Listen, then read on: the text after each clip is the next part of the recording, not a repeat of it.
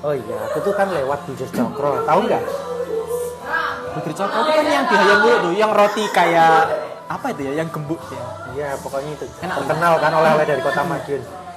Itu kan tak lihat setiap hari tuh kayak ini gitu loh. Mesti kan orang yang banyak beli kan ya. Ya pasti dong, masa roti sekelas Putri Cokro. Putri Cokro tuh udah punya nama, rasanya udah top pokoknya, enak banget. Itu oleh-oleh asli khas Madiun. Mestinya dia kan produksi banyak kan dalam sehari itu. Tapi kan nggak tahu ya kita tuh lakunya berapa. Lah, kita apa tahu kalau misalnya kita produksi segitu apakah langsung laku atau enggak gitu. Sementara kalau kita gitu kan kayaknya expirednya nggak mungkin lama gitu ya. Iya. Gimana? Kalau yang kita tahu kan blutir itu kan memang nggak pakai banyak pengawet ya. Kalau misalkan nyimpennya salah, pasti jamur. Nah itu pasti blutir Cokro itu punya kebijakan. Jadi manajer itu akan menentukan kebijakan. Tapi kita tuh sebenarnya bisa mensimulasikan kebijakan manajer dalam hal produksi roti yang seperti ini. Jadi di sini tuh ada permintaan, kemudian ada produksi, kemudian ada stok gudang. Nah, tiga ini itu harus benar-benar diperhatikan.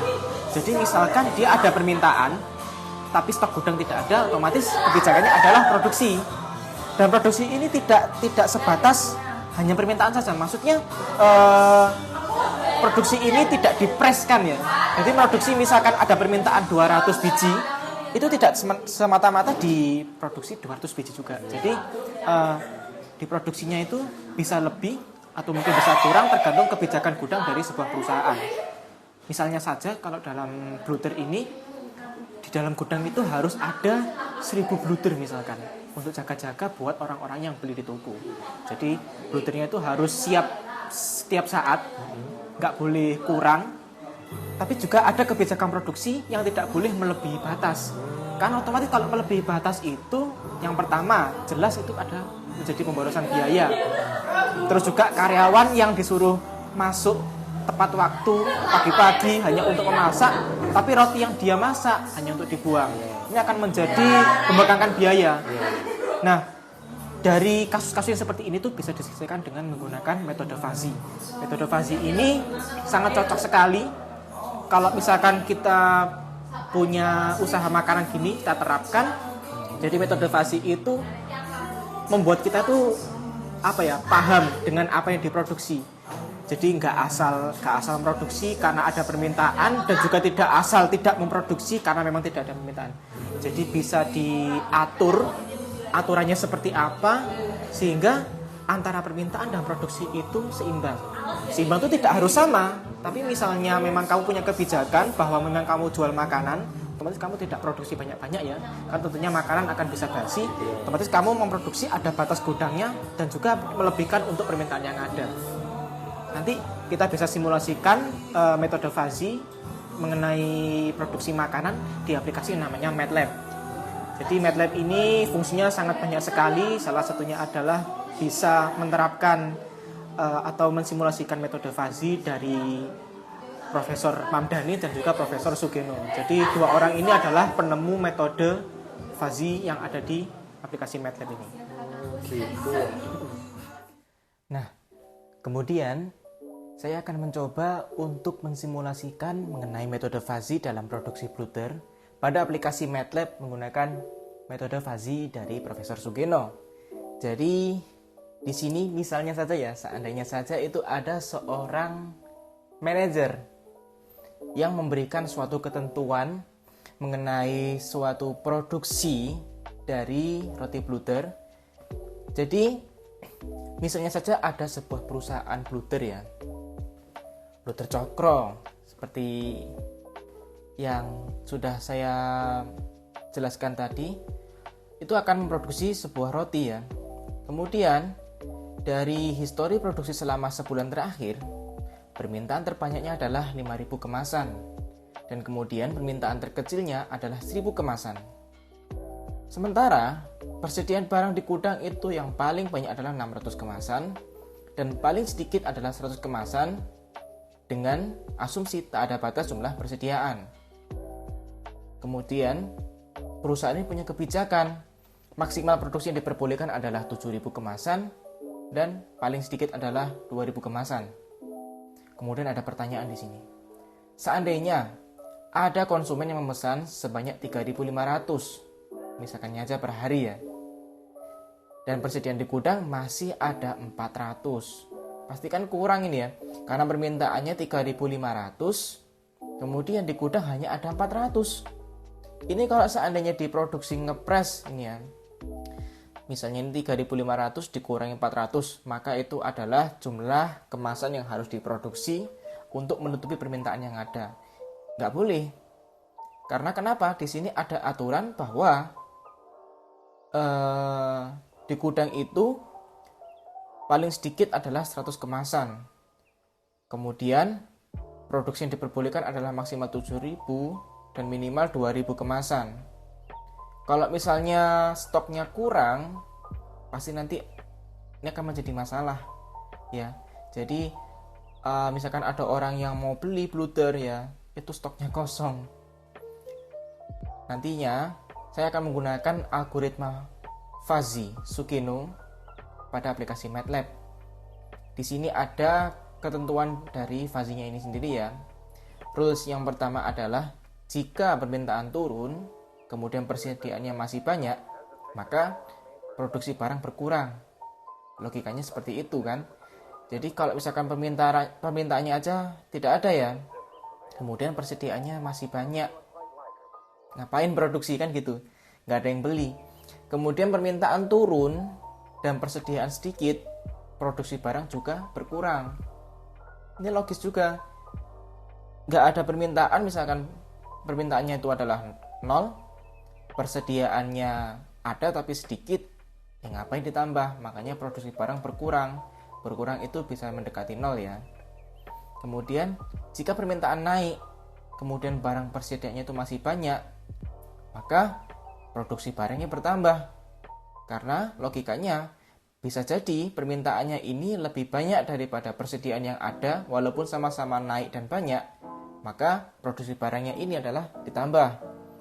Dan kemudian rules yang terakhir, jika seandainya permintaan naik dan persediaan sedikit, ini apalagi ya, permintaannya itu lagi tinggi-tingginya, stoknya sedikit, pasti produksi ditambah. Kemudian yang selanjutnya, saya akan membuka aplikasi MATLAB. Di sini saya menggunakan MATLAB versi 2022A. Ya, sambil menunggu aplikasi ini terbuka secara sempurna.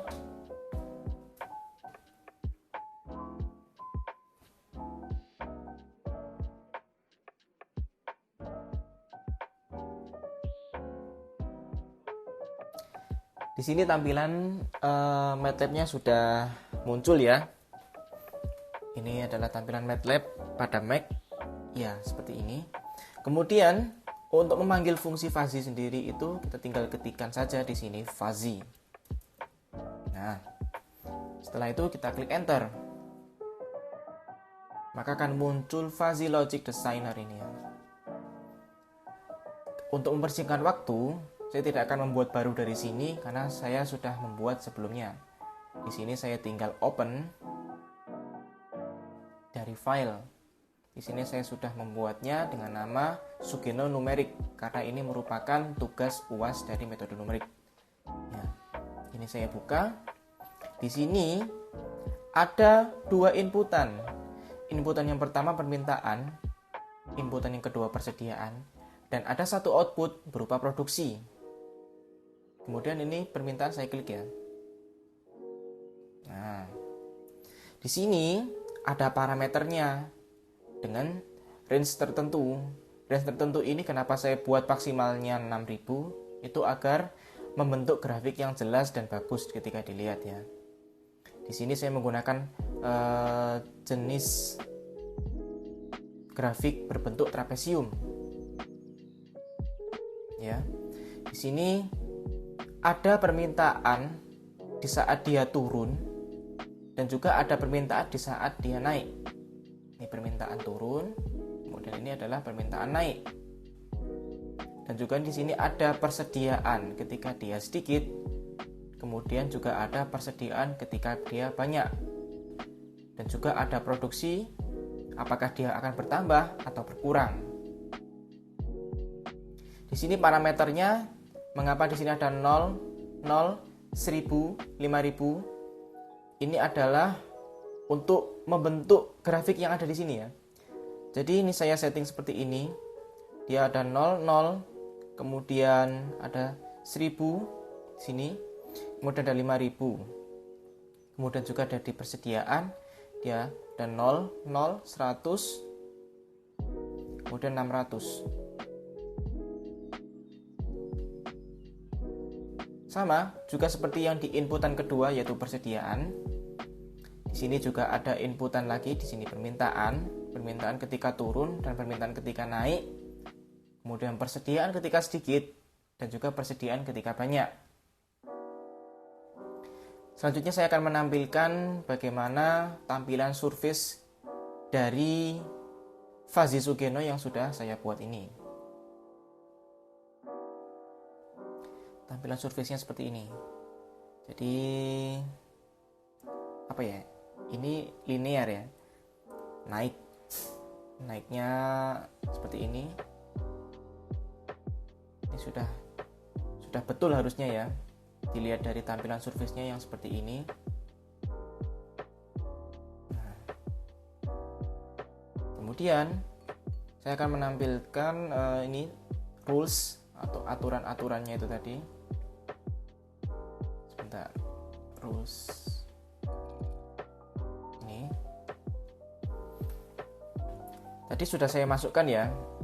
Jadi jika permintaannya turun, kemudian persediaan banyak, maka produksi berkurang. Jika permintaan turun dan persediaan sedikit, maka produksi berkurang. Dan juga ketika permintaannya naik, persediaannya banyak, produksi bertambah. Dan yang terakhir, jika permintaan naik dan persediaan sedikit, maka produksinya juga bertambah. Saya tutup. Sekarang saya akan mencoba untuk mensimulasikan bagaimana metode Fuzzy ini bekerja dalam sebuah produksi roti bluder. Nah,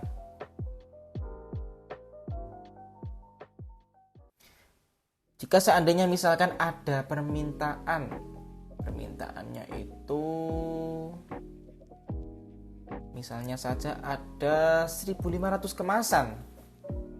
Ada sejumlah orang memesan bluder 1500 kemasan. Sedangkan persediaannya itu hanya ada misalnya saja 450 kemasan. Maka kebijakan perusahaan harus memproduksi sebanyak 875.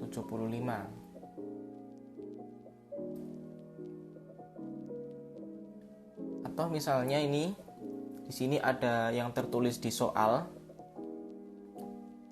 Jika jumlah permintaannya 3.500 kemasan dan di persediaan di gudang masih 400, maka berapa kemasan yang harus diproduksi? Coba saya masukkan di sini 3.500, kemudian di sini 400. Nah, maka perusahaan tadi harus memproduksi sebanyak 4,38E plus 03. Ini artinya koma yang ada di setelah angka 4 ini bergeser ke arah kanan karena di sini positif. Bergesernya sebanyak 3 kali. Tuing, tuing, tuing. 3 kali ya. 1, 2, 3. Tadinya ini di sini bergeser 1, dia ada di belakang 3. Kemudian bergeser keduanya berada di belakang angka 8, bergeser ketiganya menambahkan angka 0 di belakangnya. Sehingga perusahaan harus memproduksi sebanyak 4.380 kemasan. Pernah nyoba MATLAB nggak PT ini? Aku sendiri sih belum pernah ya, tapi kalau saya dikasih tahu ya akan aku pelajari juga. Nah, sebenarnya MATLAB ini fungsinya banyak sekali, terutama buat anak-anak teknik ya. Jadi MATLAB itu bisa digunakan untuk presentasi. Jadi misalkan ya, kamu tuh punya maksud mengenai metode-metode yang kamu gunakan.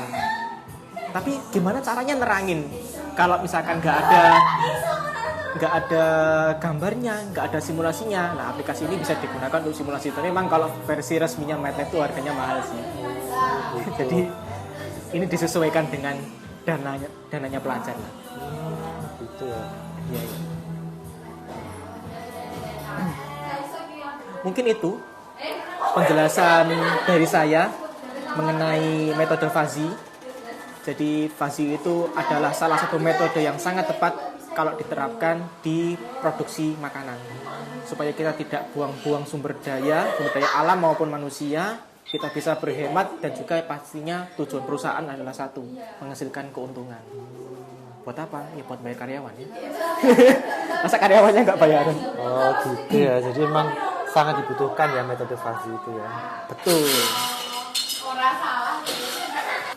Oh jadi kayak gitu ya penerangan dari metode Fazi ini ya.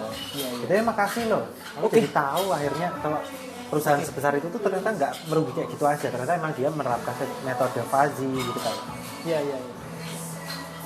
Ya namanya juga perusahaan besar, masa ya nggak dipikir? Ya mana ada perusahaan yang mau rugi kan ya. Lah iya. Sekian video dari kami, terima kasih buat yang sudah menonton. Jangan lupa apresiasinya di like atau di komentar. Kalau misalkan kalian tidak suka, dislike aja juga nggak apa-apa. Bagikan ke teman-teman supaya mereka juga tahu apa itu Fazi. Terima kasih dan selamat sore.